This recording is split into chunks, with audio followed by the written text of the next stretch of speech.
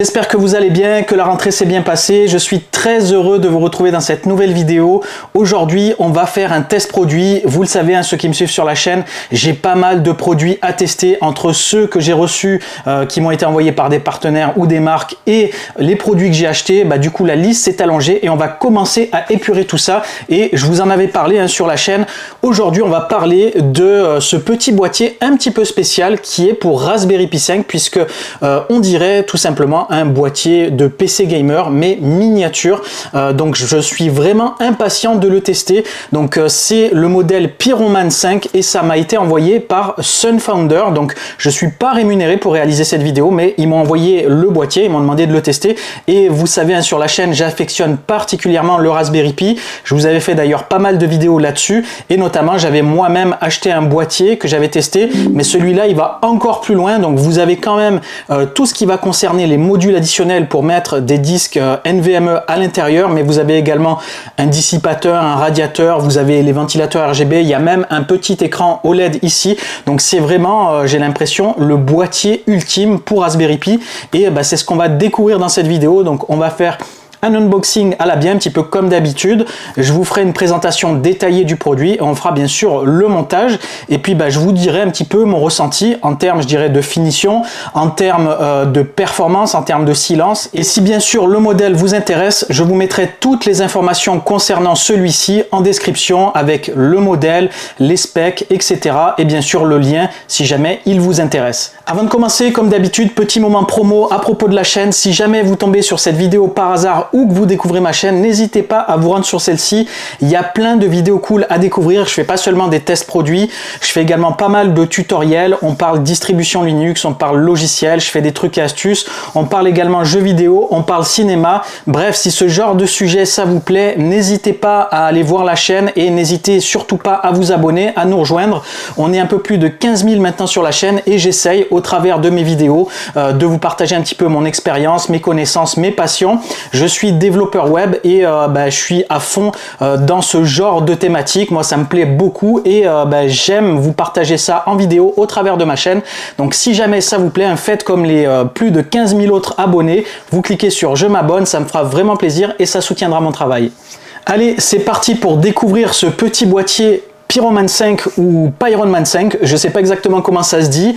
Et pour commencer, place aux specs techniques, let's go!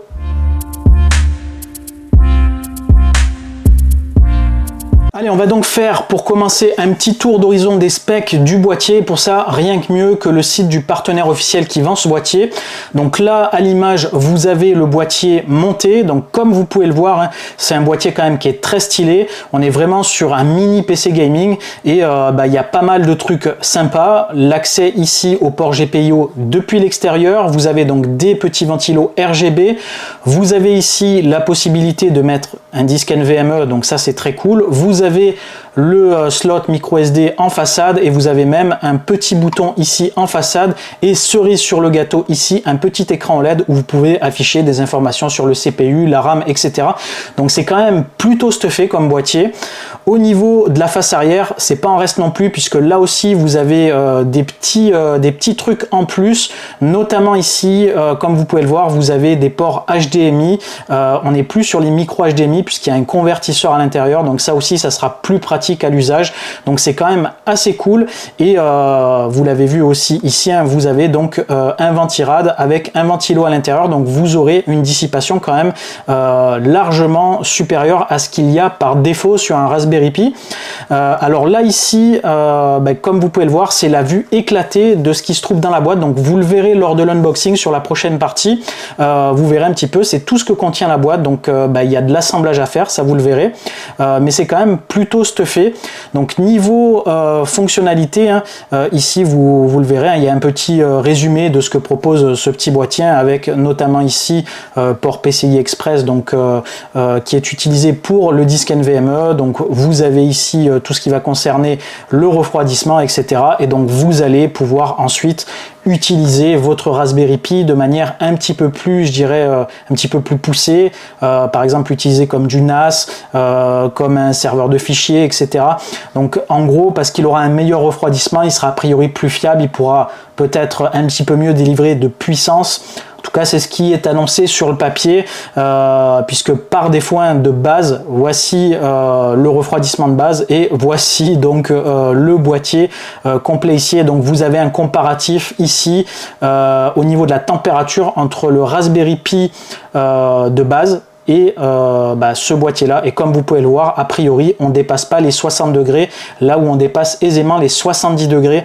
Et ça, généralement, dès que vous dépassez un certain seuil, la fréquence, qu'est-ce qu'elle fait des processeurs? Elle baisse, et forcément la puissance des CPU est revue à la baisse, et ça mange pas mal les performances. Et là, donc vous allez pouvoir un petit peu outrepasser les limites au niveau du refroidissement, mais également, pas seulement, vous allez pouvoir peut-être même un petit peu overclocker le Raspberry Pi, et ça va donc vous offrir des meilleures performances. Donc là, vous avez, je vous mettrai le lien en description, vous avez tout le détail là-dessus.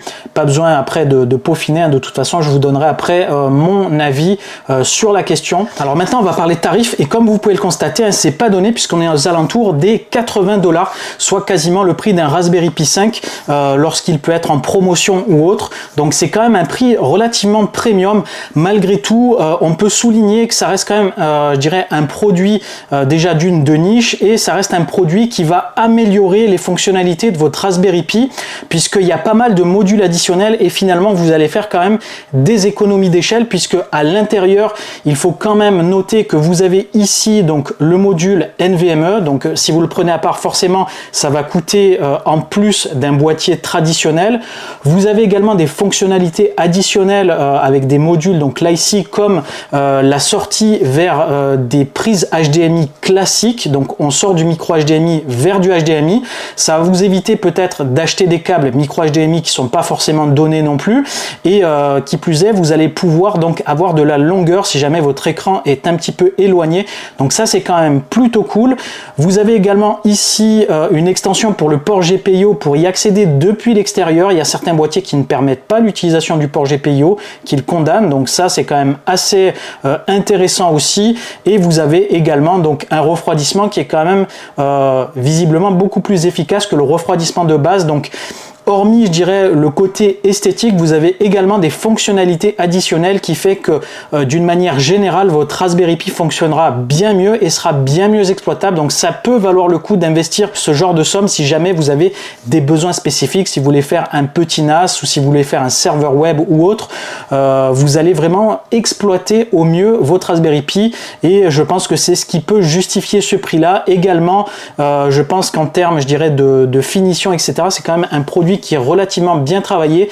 Ça, c'est ce qu'on verra donc dans la partie suivante. Transition parfaite pour passer à l'étape suivante. Donc on va faire le déballage du produit, comme ça vous verrez un petit peu comment c'est emballé, comment c'est rangé à l'intérieur, qu'est-ce qui est contenu dans la boîte, ainsi ça respecte bien cette photo là. Et également je vous montrerai les différents éléments face caméra, comme ça vous aurez une idée précise de ce à quoi ça ressemble et mon impression en termes de finition. Donc c'est parti pour le déballage, et bien sûr après on passera au montage. Donc je me retrousserai les manches et je m'amuserai à monter tout ça.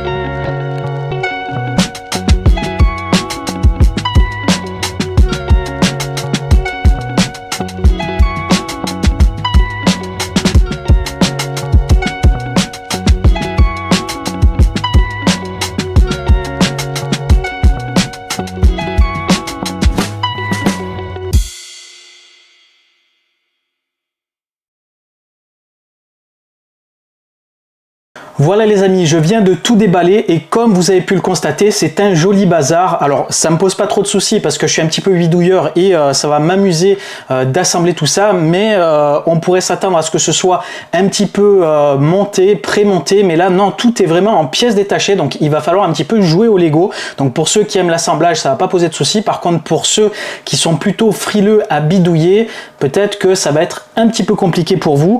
Moi en tout cas, c'est pile le truc qu'il me faut. J'adore ce genre de petits produits. Alors concernant le package, ce qui était dans la boîte, etc., tout est bien assemblé et bien refermé dans des plastiques bien en sécurité, bien protégés. Donc de ce côté-là, vraiment des bons points là-dessus. Et également, autre bon point, il y a même des petits outils pour vous aider à monter tout ça. Et ça, c'est le genre de petits trucs, de petits détails que j'apprécie. Ça évite bien sûr de se prendre la tête à chercher des tailles compatibles dans le fin fond de votre caisse à outils. Surtout que moi, tout est en bazar, donc c'est quand même plutôt cool d'avoir ça.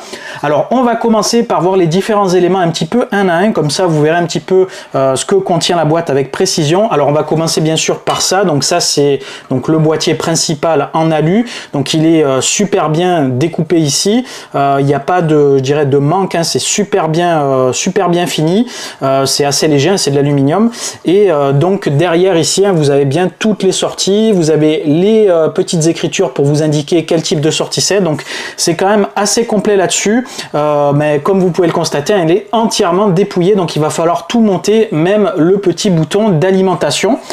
Alors ensuite on va passer à un premier module ici. Donc ça c'est un truc qui est plutôt cool, que j'avais pas fait attention. J'ai découvert ça en regardant la notice. Donc vous avez ici ce module là qui va aller donc derrière, et en fait il va convertir les micro HDMI en HDMI classique, donc ça sera quand même plus simple après si jamais vous voulez le brancher derrière une télé ou derrière un écran, vous aurez plus besoin de batailler avec des fiches un petit peu compliquées à trouver, vous avez peut-être pas forcément dans votre boîte de câbles. Ensuite ici donc vous avez une extension du port GPIO. Hop, je vais essayer d'ouvrir ça. Donc j'essaie de vous ouvrir ça au fur et à mesure. Donc ça va permettre de garder le port GPIO disponible avec le boîtier, puisque certains boîtiers condamnent ce port là et du coup il devient inutilisable, et ça c'est quand même assez dommage pour ceux qui l'utilisent. Alors ensuite, qu'est-ce qu'on a ici? Donc on a le module NVMe.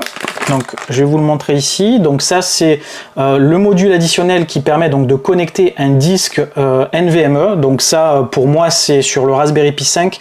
C'est vraiment le truc ultime à faire quasiment de suite pour avoir un stockage vraiment déjà conséquent et rapide. C'est tellement dommage de s'en priver sur ce type de produit. Donc ça c'est très cool parce que c'est intégré dedans. Vous n'avez pas besoin de prendre un truc en plus. Donc ensuite ça je vais pas l'ouvrir parce qu'il est scellé. Donc je vous le montrerai directement lors du montage. On dirait une petite extension d'antenne. Donc là ensuite qu'est-ce qu'on a? On a une extension, je pense, du micro SD ici. Donc pareil, ça c'est plus pour pouvoir après le faire fonctionner directement sur la sortie du boîtier, hein. C'est pas vraiment des ajouts de fonctionnalités, c'est juste pour permettre d'avoir la fiche qui va directement au bon endroit au niveau du boîtier. Donc hop, ça il n'y a rien de particulier. Donc ça je vais pas le déballer parce que ça aussi c'est un petit peu casse-gueule. C'est le bouton le power on, hein, en fait, qu'il va falloir donc brancher sur les différentes pins pour que le bouton s'active directement. Vous avez également un lot de petites nappes qui vont permettre également certainement à faire fonctionner certains modules. Ensuite, donc vous avez les deux petits ventilos, donc qui sont quand même assez petits, c'est les ventilos RGB, donc bien sûr je vous dirai ce que ça vaut niveau bruit, puisque ça c'est le genre de truc qui peut agacer assez rapidement si les ventilos sont bruyants. Donc le petit truc sympa, le mini radiateur ici, donc il est vraiment stylé. Alors par contre sur le dessous, la plaque elle est pas oufissime, donc je sais pas si ça va hyper bien refroidir, mais bon, dans tous les cas on est quand même sur un gros radiateur, donc même si ici on n'a pas forcément un truc je dirais poli ou en cuivre, ça devrait quand même dissiper la chaleur, je pense un minimum, en tout cas mieux que le ventilo d'origine. On a un gros lot de vis ici, donc il y en a de toutes sortes. Donc c'est des vis qu'on trouve habituellement sur les PC, sur les boîtiers de PC. Donc là vous avez un lot assez complet. Vous avez encore ici une autre nappe, donc celle-là je ne sais pas exactement à quoi elle correspond, il faudra que je regarde. Donc il y a quand même pas mal de trucs à monter. Vous avez ici, donc ça c'est les plexis, donc qui sont protégés avec un autocollant ici. Donc ça aussi plutôt cool, ça évite qu'il se raye lors du transport. Donc l'autre partie ici, donc qui vient se mettre certainement sur le devant du boîtier. Et vous l'avez certainement vu, hein, la belle notice, donc bon, qui a l'air quand même plutôt clair, hein, c'est quand même tout bien précisé en couleur. C'est en anglais, donc tant mieux, c'est pas en chinois, au moins on comprendra quand même un petit peu ce qui est écrit. Et donc voilà, tout est assez bien détaillé. Donc bien sûr je vais suivre la notice parce qu'il y a des choses je sais pas forcément où elles vont. Voilà, donc maintenant qu'on a fait un bon petit topo côté stuff, ben, il est temps de monter tout ça. Donc je vais me remettre vue d'en haut et ben, je vais faire le montage directement. Donc peut-être que je mettrai ça en accéléré parce qu'à mon avis ça va être un peu long vu tout ce qu'il y a à faire, mais ça vous donnera un petit peu une idée de ce que ça donne. Et après le montage je vous dirai un petit peu ce que j'ai pensé, si c'était compliqué, s'il y a des choses peut-être à faire attention parce qu'il y a quand même des choses fragiles. Et comme ça, si jamais vous le prenez, vous aurez également un tuto pour le monter et au passage mes conseils si jamais il y a des petits trucs à faire attention.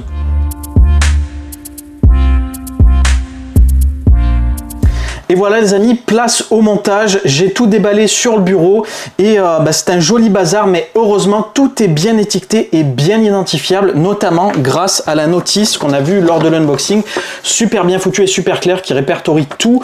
Et vous avez même donc toutes les vis qui sont bien emballées avec un étiquetage, donc pas de souci, vous n'aurez pas de difficulté pour les confondre. Et également la notice est super bien faite puisque les dessins sont quand même assez fidèles aux différents éléments et il y a des étapes à suivre.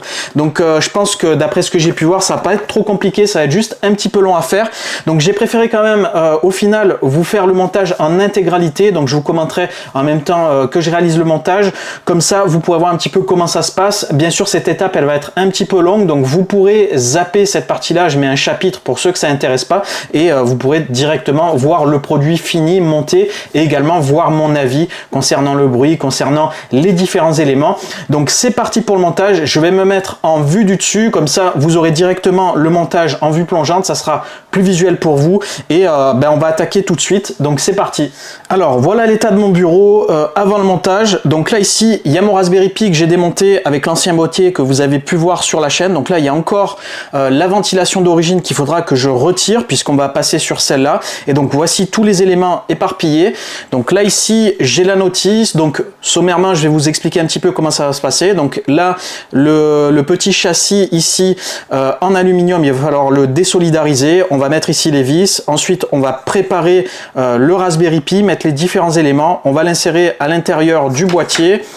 Ensuite il y aura les différents éléments à rentrer. Après on passera à la partie ventilation.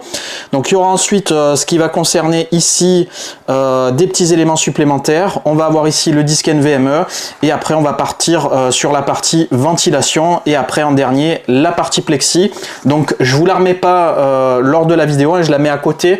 J'ai pas un plan assez large, donc je le ferai au fur et à mesure et il vous suffira de suivre un petit peu ce que je fais pour ceux qui vont prendre le boîtier, qui veulent un petit peu de l'aide lors du montage. Donc c'est parti, on va commencer par cet élément là.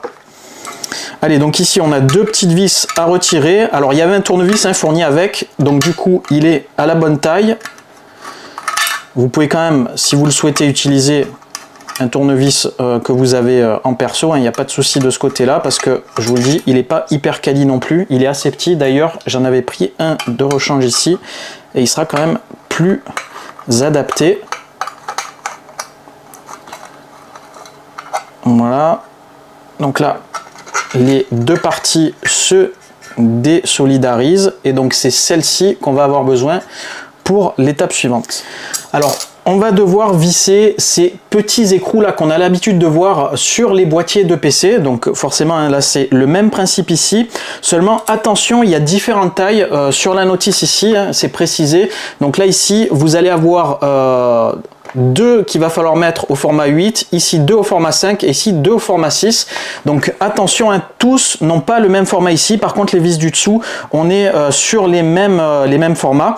Donc je les ai placés aux bons endroits. Donc faites en sorte de bien respecter ça. Donc les tailles plus petites sont celles du haut et les plus grandes sont celles qui sont sur la partie gauche ici.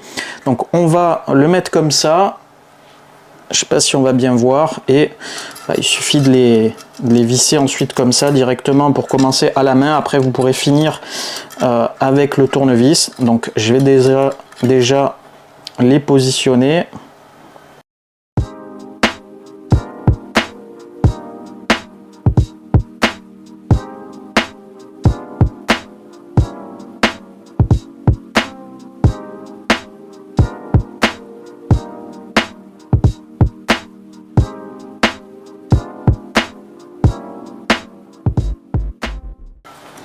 Voilà, donc là on est bon, voilà ce que ça donne une fois monté. Donc maintenant on passe à l'étape numéro 3. Alors pour les prochaines étapes, on va devoir rajouter les modules additionnels sur le Raspberry Pi. Donc ce que je vais faire, je vais démonter le ventilo d'origine et on va s'occuper de ces étapes-là. Donc je vais les faire dans la foulée puisqu'elles sont liées les unes avec les autres, puisque ça concerne après juste des branchements de câbles, l'installation de la pile. Donc on s'occupe de ça tout de suite. Alors pour retirer le ventilo, hein, on va déjà débrancher la prise ici, qui est branchée sur le connecteur fan, et ensuite il faudra ici retirer les 2 caches en plastique. Alors c'est un petit peu galère, puisque c'est pas super bien, je dirais super bien clipsé, c'est un petit peu foireux. On va essayer de forcer un petit peu comme ça.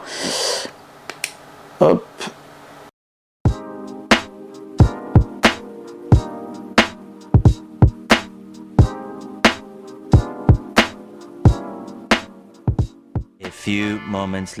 Voilà, bon, j'ai un petit peu galéré, j'ai réussi à retirer le ventirad d'origine. Il était bien fixé, hein, les clips c'est un petit peu foireux, donc j'ai dû prendre une pince multiple.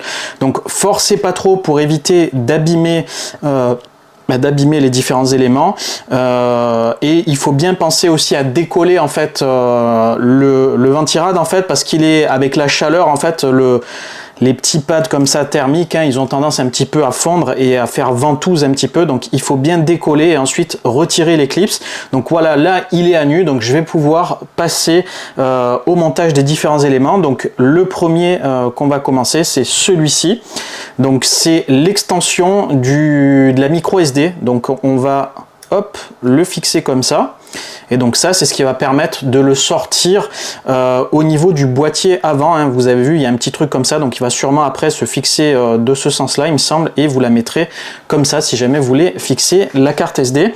Donc le deuxième élément à mettre, ça va être celui-ci. Donc je vais retirer ici le petit cache ici en sorte de polystyrène, et donc ça c'est l'extension ici des ports HDMI. Donc je sais pas si on le voit bien, donc en fait ça sort tout ce qui est HDMI, et également vous avez la sortie ici de l'alimentation, et d'ailleurs ici vous avez une petite pile ici qu'on va venir brancher également au passage. Donc là on va donc faire le branchement ici. Donc on va essayer de le faire assez doucement. Voilà, donc normalement ça clipse. Donc pas trop forcé pour pas tout casser. Donc ça m'a l'air d'être plutôt pas mal. Et maintenant on va mettre donc la petite pile, que je la retrouve, je l'ai vue, voilà, elle est ici. Donc on va mettre la pile sur son emplacement. Donc c'est ici. Donc on la met la partie face ici, il faut qu'elle soit face à vous. Donc on va essayer de la placer correctement. Voilà, donc là elle est placée, et il faut mettre ici le petit jumper ici qu'on va rajouter également. Hop. Voilà, c'est un petit jumper comme ça, on va le rajouter ici. Voilà, donc maintenant on va passer à une petite nappe ici, enfin une petite, plutôt petit branchement d'un câble.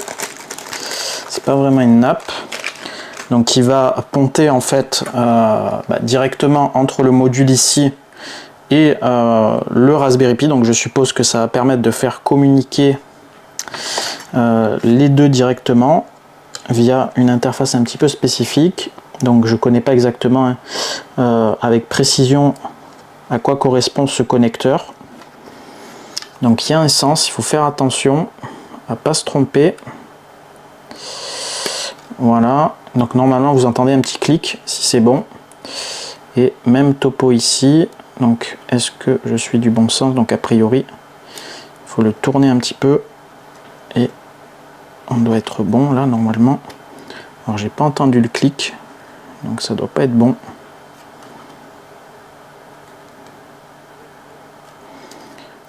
On va essayer de forcer un petit peu plus. Non, bon, ça a l'air d'être bon a priori. Ça a l'air d'être bon, à moins que je l'ai peut-être pas mis du bon sens. Non, non. Non, on ne peut pas se tromper, donc c'était bien du bon sens. Donc de ce côté-là, il n'y a pas de petit clic. Voilà, donc là, on est bon. Donc ensuite, il va falloir brancher une nappe. Donc a priori, je vais regarder la notice. Donc c'est les deux mêmes, ok. Donc je peux la brancher. Donc hop, là voici. Alors est-ce qu'il y a un sens particulier? A priori la partie noire va de ce côté là, donc voilà la nappe, à quoi elle ressemble, et on va la brancher ici, la nappe, sur ce port là, donc c'est le port PCI Express. Donc hop, on va soulever ici la broche en fait, et ok, hein, c'est comme ça a priori. Donc on va l'enficher sans trop forcer, hein, c'est vraiment hyper fragile ça, donc faites très attention. Donc en gros vous la posez dedans et il vous suffit ensuite de rebaisser le petit loquet marron, et comme ça elle est enfichée directement dedans. Il n'y a pas vraiment de sensation d'enclenchement, donc vous la faites glisser et vous rabaissez le petit slot marron.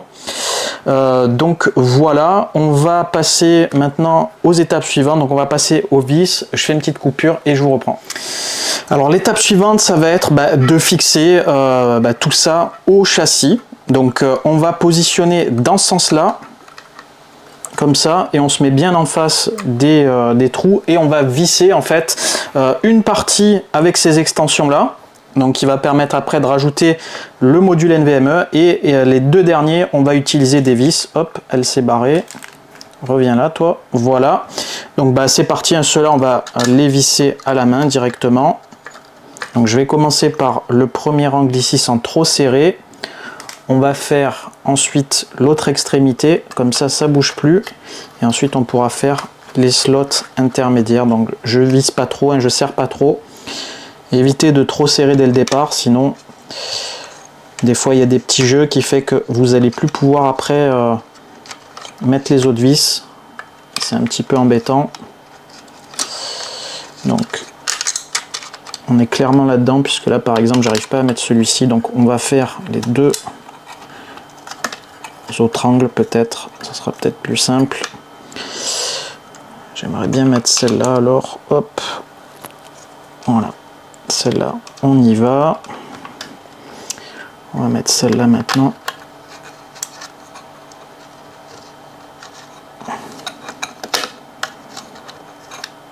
Voilà, ça vient. Et la dernière, c'est la vis, hop.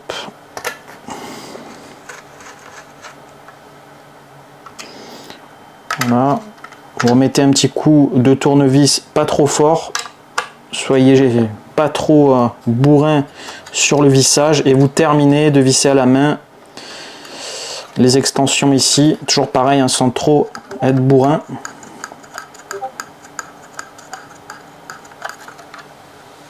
Hop. Celui-là il a un peu plus de mal, donc si jamais vous avez une mini clé plate ou autre, hein, ça peut le faire aussi sans trop serrer. Vous pourrez serrer directement, d'ailleurs peut-être que j'en aurai besoin après, je verrai, mais il me semble que je l'ai vu passer d'ailleurs. Elle était dans la boîte effectivement, donc hop, vous voyez, en vous le disant, j'y ai pensé. On a la clé Allen qui est dedans, hop, la clé Allen, la clé plate, Tac. Tac.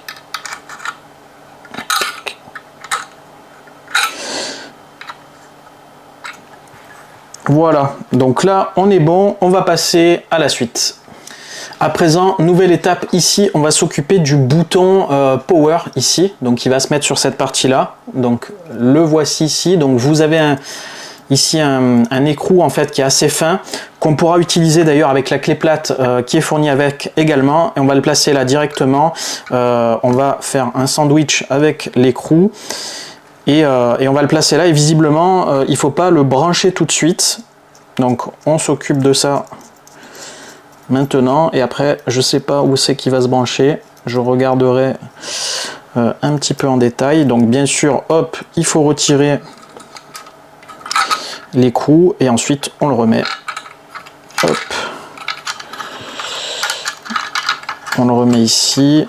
Alors c'est pas très accessible, on va essayer de pas tout casser, voilà.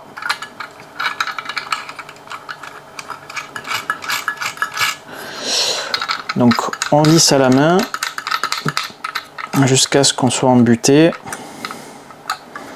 et ensuite quelques petits coups de clé pour le serrer. Toujours pareil, pas besoin de serrer comme un bourrin. Dès que vous sentez que ça force un petit peu, vous pouvez stopper. Voilà, là ça commence à forcer. Voilà, je pense qu'on est bon, ça bouge pas. Donc il y a un petit, en plus il y a un petit joint donc qui permet de bien plaquer le bouton. Donc là on est bon. Maintenant on va devoir mettre ici les pattes thermiques ici. Donc on va les poser dessus sur les différentes puces. Donc il faut les mettre sur, alors visiblement sur 3 puces. Alors j'ai pas compris. Ouais, ok, je vois. Donc la plus grosse, elle va sûrement aller sur celui-là. Donc là, je les pose juste comme ça, je les présente pour voir si on est OK. Et ensuite, je décollerai le petit autocollant là. Donc ensuite, la plus grosse des deux, elle va là. Et ensuite, on va comme ça. Voilà, donc ça se présente comme ça. Donc on va décoller, hop, la partie du dessous. Et on va le poser, tac, voilà, on est bon. Et ensuite on fera l'opération sur le dessus hein, quand on mettra le ventirad. Donc hop, même topo pour celui-ci, on enlève l'autocollant, on le pose correctement et on appuie un tout petit peu, et le dernier, donc lui il est un peu plus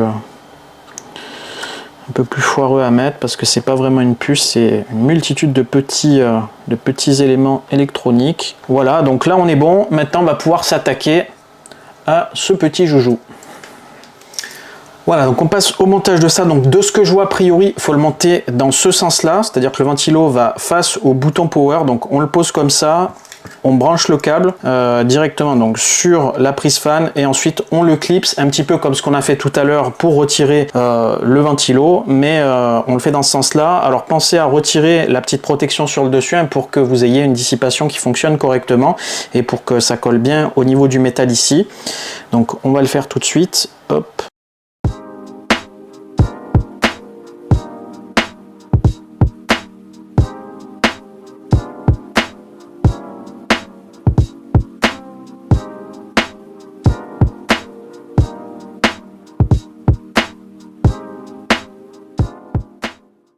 Voilà, donc là normalement il est bien branché, je vais quand même remettre un petit coup ici. Voilà, donc là normalement on est bon. Donc si vous voulez, vous pouvez ranger un petit peu mieux le câble ici. Donc ça je peaufinerai un peu après, ça c'est pas très grave. Donc maintenant qu'est-ce qu'il nous reste à faire? Donc ça c'est fixé, donc on va s'attaquer à la partie visiblement NVMe et la partie alimentation. Donc je passe aux différents modules encore suivants. Alors l'étape suivante ici, ça va être de brancher, de connecter ce petit élément. Donc visiblement ça concerne le power en fait, c'est ce qui va permettre de brancher ensuite le bouton ici qu'on a connecté tout à l'heure avec l'écrou. Donc en fait ça va se placer directement ici, donc il faut juste 2 vis et ensuite brancher le connecteur ici. Donc au niveau des vis, on reste sur les vis classiques ici qu'on a eu tout à l'heure. Donc je vais les sortir, je les ai pas sortis par avance. Hop, on prend ces 2 vis là. Et donc normalement vous verrez sur la carte mère en fait vous avez du Raspberry Pi, vous avez juste deux petits repères en fait où ces genres de 2 antennes là vont se poser dessus, et je pense que ça fait contact en fait, hein, il y a un contact électrique qui va se faire et donc ça va faire l'impulsion probablement pour l'éteindre ou l'allumer.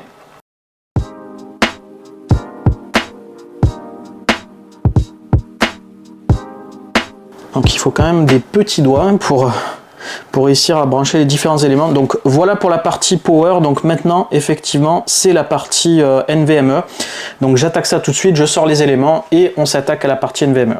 Alors pour la partie disque NVMe ici, donc vous avez le module qui se trouve ici. Donc vous avez plusieurs positions en fonction de votre disque NVMe. Donc moi le mien c'est un disque NVMe, je dirais les plus grands ici. Donc je vais devoir le placer comme ça et mettre le support de fixation sur le dernier emplacement ici. Vous avez également, lorsqu'il va falloir le placer sur le boîtier, donc il va falloir le placer dans ce sens-là. Et vous avez un petit rivet en plastique ici qui va venir se placer ici, et ensuite ici ce sera 2 vis. Donc déjà pour commencer on va mettre ici le petit écrou en fait qui va permettre ensuite de mettre la vis de fixation du SSD. Donc là ici comme tout à l'heure on va utiliser les outils qui nous sont fournis, donc très pratique. Donc ensuite je mets le disque NVMe en place. Hop, je vais mettre la vis de fixation du disque. Donc hop, on va fixer ça. Donc maintenant on est ok. Donc il va me falloir hop 2 vis comme ça. Et donc le petit ici, le petit rivet. Donc on va le placer directement ici. Donc on va, du coup je vais écraser un petit peu les câbles, et visiblement en fait il y a ici une broche, je sais pas si on le voit, une broche qu'on avait vu tout à l'heure là avec 4 picots. En fait ils vont devoir se mettre, hop, voilà, ici, sur ces 4 picots ici. Donc hop, on va essayer de bien viser, c'est pas forcément évident. Je vais mettre un peu comme ça sur le côté, comme ça j'y verrai mieux. Voilà, là je suis dedans. On va essayer surtout de ne pas tordre le truc. Voilà, donc là on est bon. Donc je vais placer le rivet. Je vais le mettre en attente. Je ne vais pas encore le forcer. Je vais d'abord mettre les vis et ensuite en dernier je mettrai le rivet, puisque vu que c'est un truc après qui sera galère à retirer si je me suis viandé, c'est quand même mieux d'avoir un truc déjà bien serré et correctement connecté.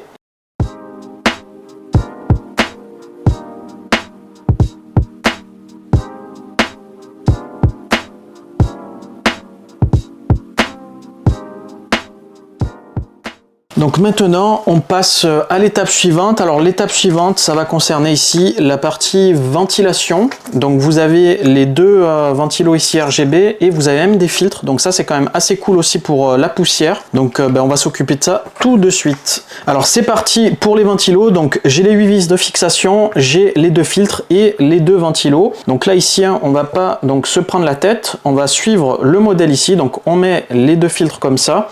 Donc on va passer les vis directement en premier ici, hop, et on va en enquiller une comme ça, et on va faire pareil pour la seconde ici qui est à l'autre extrémité. Comme ça on aura déjà un truc qui tiendra, et après vous pourrez mettre les 2 autres vis directement, hop.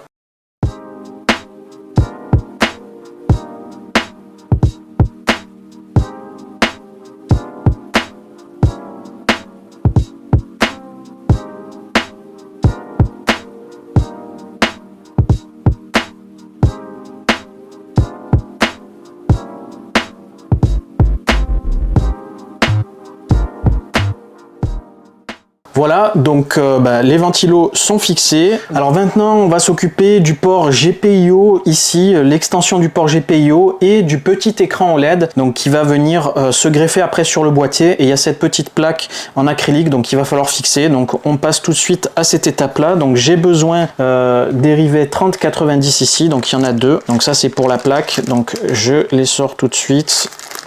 Donc visiblement c'est les plus gros de rivets, voilà. Donc j'en ai deux ici, donc pour la plaque, et ensuite qu'est-ce qu'il me faudra? Juste connecter ici sur, visiblement il y a un port ici, l'écran OLED. Donc c'est parti. Donc là ici il y a deux petites mousses de protection, on va les retirer. Donc on va mettre notre petite plaque en acrylique. Donc visiblement il y a une petite protection parce qu'elle est vachement mate en fait, et en réalité parce qu'il y a un petit autocollant de protection. Alors il va falloir des petits ongles là pour venir retirer ça. Voilà, hop, ça vient. Donc on retire ça, et même topo je suppose de l'autre côté. Voilà, hop, ah oui, effectivement c'est bien mieux. Donc on va la mettre comme ils me disent de mettre. Donc il n'y a pas de sens particulier, visiblement ça se pose comme ça, donc on va le mettre comme ça. Voilà, donc là on est bon. Ensuite pour l'écran, donc comment ça se passe? Donc la partie noire, visiblement, elle se met de ce côté-là. Et où se trouve donc le truc? Il se trouve ici. Donc on le retourne et visiblement la partie noire se met comme ça. Donc hop, on soulève comme d'habitude le petit truc pour la nappe, voilà.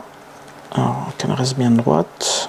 Donc visiblement elle s'insère quand même assez facilement, et voilà, elle m'a l'air fixée. Donc hop, on la remet à plat, et maintenant on passe à la suite. À présent maintenant, opération minutieuse, puisqu'on va devoir brancher les petites broches ici sur les prises fan ici. Donc heureusement tout est super bien identifié, donc vous avez bien le plus et le moins facilement accessible.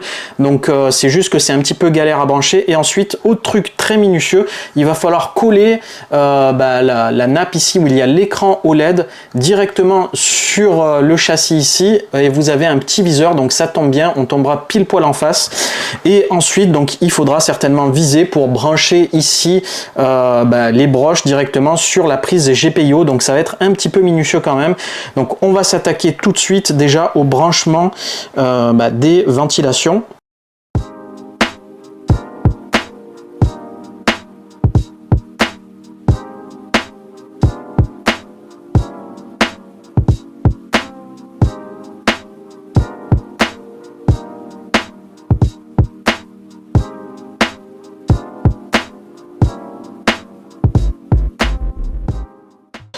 Alors, il semblerait qu'il y ait un bout d'écran qui se soit cassé, j'ai l'impression. Alors je le vois pas ici, donc il était peut-être cassé dès le départ.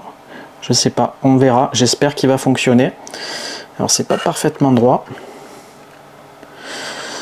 Voilà, là on doit être plutôt pas mal. On est plutôt pas mal là. Ok, donc maintenant on va enficher tout ça, on va l'assembler en fait avec le port GPIO. Donc je vais voir un petit peu comment ça se passe et je vous le fais en live. Voilà, donc je l'ai présenté en face, donc a priori ça va se présenter à peu près comme ça. Donc ce qu'on va faire là, hop, on va directement le placer ici. Alors attention à bien pousser le câble du ventilo, du CPU, parce qu'en fait, il gêne. Donc il faut faire un peu de place. Donc là, je pense qu'on est en face. Voilà, je vais le faire coulisser. Voilà, donc là il est branché. Donc il ne reste plus qu'à assembler tout ça, et après je pourrais revisser directement les vis qu'on avait retirées pour brancher les deux éléments ensemble pour désolidariser le châssis. Donc je vais m'en occuper tout de suite. Alors voilà, je vais tout réassembler. Alors visiblement pour l'écran OLED, j'ai fait une petite bêtise, c'est qu'il fallait pas le coller tout de suite. Donc visiblement ça n'a pas l'air de trop poser de soucis. Donc si vous êtes à cette étape-là, ne le collez pas tout de suite. J'ai cru qu'il fallait le coller, mais c'était une mauvaise compréhension de ma part. J'aurais dû lire la suite des étapes. Comme ça, j'aurais pas fait de bêtises. Donc la nappe de l'écran OLED, elle va coulisser comme ça à l'intérieur ici. Et ensuite, hop, il suffit de tout caler comme ça. Donc là, visiblement, on est bon. Donc faire en sorte, bien sûr, que vous ayez accès aux différents ports ici. Et une fois que vous avez, je dirais, le bon branchement ici, vous remettez les vis ici hein, qui permettent de solidariser les éléments ensemble. Donc on va reprendre ce tournevis là. Voilà, donc je vous épargne le montage des dernières petites vis ici, et ensuite on passera à la partie plexi. Voilà, donc c'est vissé. À présent, il nous reste plus que la partie plexi, et je pense qu'après on sera sur la fin. Donc là, ce qu'on va faire déjà, on va retirer la protection de l'écran OLED, puisque là, on n'en a plus besoin maintenant. Donc on va commencer par le plexi de façade, comme ça au moins on sera plutôt pas mal au niveau de la protection, et après on passe à la partie latérale.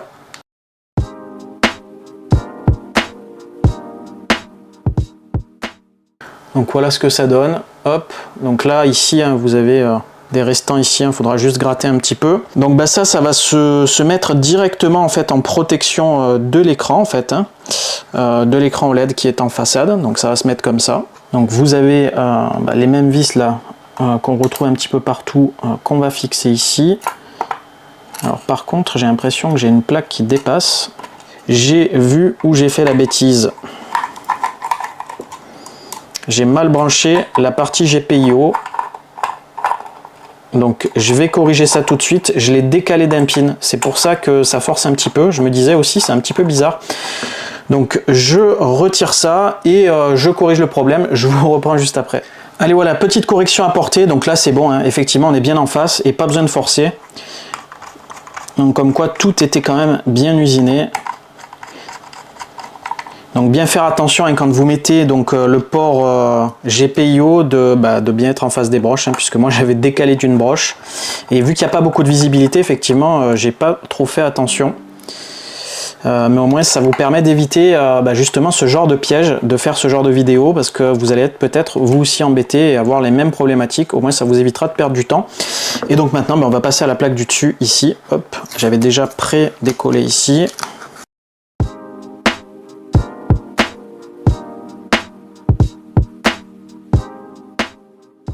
Et donc là, ici, hein, vous ne pouvez pas vous tromper, vous avez directement ici des petits emplacements. Alors justement, vu que je ne peux pas me tromper, ça tombe bien parce que c'était à l'envers. Voilà, donc il nous suffit de visser maintenant aux emplacements.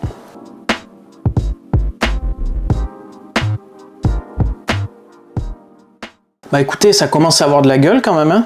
Je sais pas ce que vous en pensez, mais on est plutôt pas mal. Alors il reste encore quelques petits détails ici.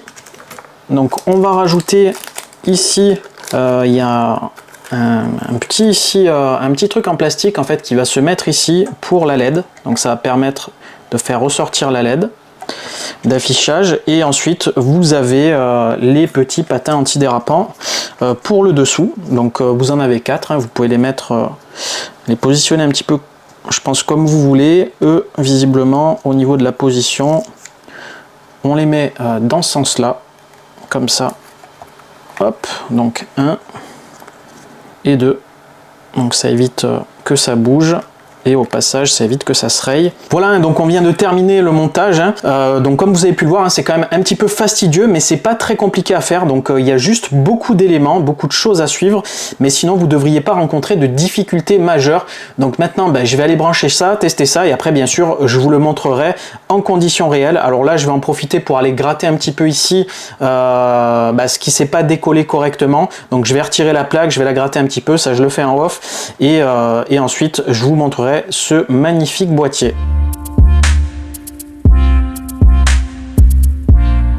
Et voilà les amis, montage terminé, et voilà le bébé en image. Donc comme vous pouvez le voir, il est magnifique, vraiment agréablement surpris au niveau de la qualité de fabrication. Donc je vous ai tout gratté, hein, tous les petits trucs qui restaient, les petits autocollants. Donc là au moins on est sur le produit fini, et il est vraiment magnifique. Et lorsque vous le branchez avec tout l'aspect RGB, il est encore plus joli. Alors au niveau du montage, hein, comme vous avez pu le voir, c'est un petit peu fastidieux, mais malgré tout la notice est super claire. Bon, moi personnellement j'aime bien les maquettes, les trucs comme ça, et ça m'a vraiment amusé de le monter. Et one shot, il a fonctionné dès le premier branchement. Donc c'est que visiblement les explications restaient assez claires pour ne pas faire d'erreur, et les petites erreurs que j'avais faites, je les ai corrigées avant le branchement. Alors le seul petit truc qui fonctionne pas, mais je m'y attendais, c'est l'écran OLED visiblement, puisque j'avais vu qu'il était un petit peu ébréché. Donc je sais pas si c'est lors du transport qu'il y a eu un petit coup là-dessus, mais à mon avis c'est pour ça qu'il fonctionne pas. Je verrai quand même si les broches sont bien connectées, mais à mon avis il est défectueux. C'est dommage parce que c'est un petit truc en plus que j'aurais aimé avoir, donc avec les informations CPU, etc. Donc je contacterai quand même le partenaire, voir si effectivement ils peuvent pas peut-être me renvoyer un écran OLED qui fonctionne. Alors si je devais comme ça donner une note au produit en ne tenant pas compte que l'écran LCD est cassé, moi je lui donnerais bien un 9 sur 10. Pourquoi? Parce que il allie à la fois esthétisme et praticité. D'une part, vous avez un produit quand même qui est joli, un produit qui est qualitatif au niveau des matériaux, mais qui est également pratique, et ça je trouve ça quand même intéressant puisqu'il va ajouter quand même des choses sympas à votre Raspberry Pi. Les trucs sympas, c'est vous avez un bouton power qui est beaucoup plus accessible, vous avez ici donc pareil le slot micro SD qui est facilement accessible en façade, vous avez ici, ça c'est très pratique, un convertisseur en gros du micro HDMI vers de l'HDMI, donc vous allez pouvoir du coup peut-être avoir des câbles plus longs, etc. Ça va être quand même plus pratique de ce côté-là. Je dirais le form factor fait qu'il est pratique à placer, qu'il est pratique pour connecter les prises, etc. Et vous avez même ici la praticité au niveau du port GPIO. Vous avez également au niveau de la partie NVMe, donc puisqu'il va également ajouter cette partie-là, des LED sympas qui vous permettent de voir un petit peu lorsqu'il travaille. Vous avez des ventilos RGB qui vont rajouter un petit peu d'esthétisme avec ce plexi. Bref, voilà un petit peu ce qui me permet de donner une note de 9 sur 10 sur ce boîtier. Alors bien sûr, là c'est une note un petit peu à chaud. Après, au fur et à mesure du temps, il pourrait y avoir peut-être des problèmes, des difficultés, des pannes. Et là, à ce moment-là, effectivement, ça pourrait se raviser. Mais en tout cas, là pour l'instant, comme ça, à chaud, je suis quand même assez conquis par ce boîtier. Et également, en termes de montage, je trouve que c'est l'une des notices les plus claires que j'ai eues pour ce genre de produit. C'est bien écrit, bien dessiné, hein. Tout est vraiment clair et bien étiqueté, donc vous n'aurez pas de difficulté, même si vous êtes un petit peu entre guillemets un manche en montage, vous devriez pouvoir vous en sortir. Donc maintenant que je vous ai donné mon avis, je vais vous montrer un petit peu, vous faire quelques plans sympas sur le boîtier allumé avec le RGB, et je vous mettrai également le micro avec le son, les décibels que produit le boîtier, comme ça vous aurez un petit peu une idée en termes sonores, même si bon, mon micro va être placé à côté, forcément ça va peut-être être un petit peu plus fort que la réalité, mais ça vous donnera un petit aperçu un petit peu de ce que ça dégage en termes de bruit. Donc c'est parti pour la petite démo visuelle.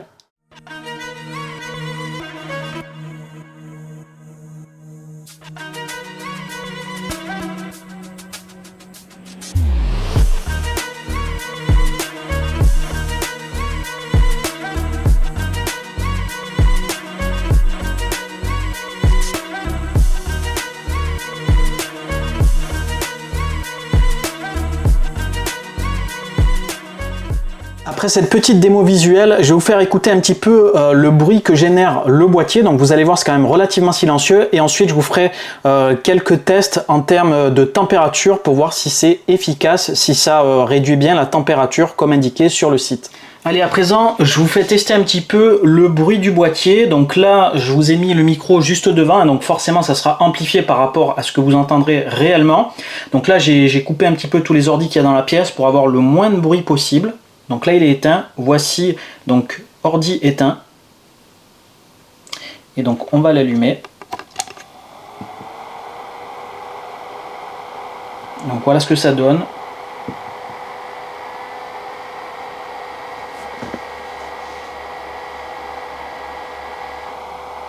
Donc honnêtement ça reste quand même assez silencieux. Ça reste quand même plus bruyant que le ventilo d'origine, hein, puisqu'il y a un tout petit ventilo sur le Raspberry Pi. Là, forcément, il y en a 3, donc déjà, ça multiplie. Mais voilà un petit peu pour vous donner une idée. Maintenant, on va voir juste ce que ça donne en termes de refroidissement. Me voilà de retour après quelques benches. J'ai essayé de malmener un petit peu le Raspberry Pi, de le faire chauffer, et là aussi c'est plutôt positif puisqu'en termes de performance de refroidissement, en gros le CPU ne dépassait pas les 56-57 degrés, donc ça vous laisse quand même pas mal de marge pour pouvoir l'overclocker et donc pouvoir améliorer les performances du Raspberry Pi. Donc comme je vous le disais, au niveau de son tarif, c'est vrai que le tarif du produit est un petit peu élevé de base, mais avec toutes les fonctionnalités qu'il ajoute et les possibilités qui s'offrent à vous, quelque part vous allez peut-être amortir ce prix-là, notamment grâce aux meilleures performances que vous allez tirer du Raspberry Pi et également grâce aux différents modules qui vont peut-être vous faciliter la vie. Donc voilà un petit peu ce que je pouvais vous dire pour ce test un petit peu complet de ce boîtier Raspberry Pi. Place à la conclusion. Et voilà les amis, ce grand test au sujet du boîtier Raspberry Pi 5 Pyroman 5 arrive à son terme. Alors j'espère que cette vidéo vous a plu. En tout cas, moi j'ai kiffé la réaliser tant en termes de montage qu'en termes de résultats, parce que oui, je suis vraiment à fond sur ce petit boîtier et je vais le garder précieusement celui-là. Alors j'espère que cette vidéo dans tous les cas elle vous sera utile si jamais vous achetez ce boîtier là, puisque je vous ai fait tout le montage. Si jamais vous avez des questions ou quoi que ce soit, n'hésitez pas à me les poster en commentaire. Également pour ceux qui veulent des renseignements sur les liens etc, je vous mettrai tout en description comme d'habitude. Alors concernant les prochaines vidéos à venir sur la chaîne, vous le savez, j'ai pas mal de produits à tester, donc je vais essayer de rattraper le retard. Normalement, l'un des prochains tests, ça va être un NAS, vous allez voir, ça va être plutôt intéressant. Donc ça sera probablement pour la semaine prochaine. Il y aura également d'autres contenus à venir pour tout ce qui est tutoriel, et on va essayer de continuer également la série de vidéos au sujet de Nextcloud. Donc si jamais vous voulez suivre ces vidéos, n'oubliez pas de vous abonner, d'activer la cloche de notification, et également si cette vidéo elle vous a plu, n'oubliez pas de mettre un max de likes sur la vidéo pour soutenir mon travail. Sur ce, je vous dis à très bientôt, portez-vous bien, ciao les geeks!